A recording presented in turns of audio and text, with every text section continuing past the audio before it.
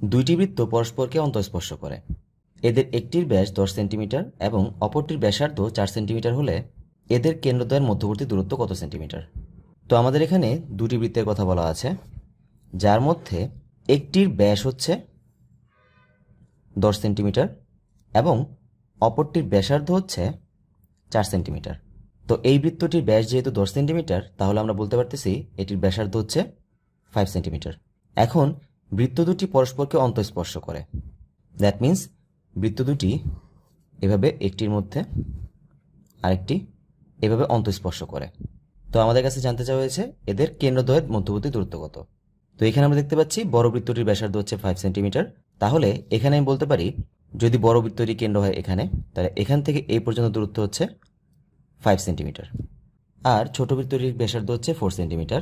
ছোট বৃত্তটির কেন্দ্র যদি হয় এখানে, তাহলে এখান থেকে এই পর্যন্ত এটি হচ্ছে 4 সেন্টিমিটার। এখানে পুরো রেখাংশটি হচ্ছে 5, তার থেকে যদি আমরা এই 4 বাদ দিয়ে দিই তাহলে কিন্তু কেন্দ্র দুটির মধ্যবর্তী দূরত্ব চলে আসে।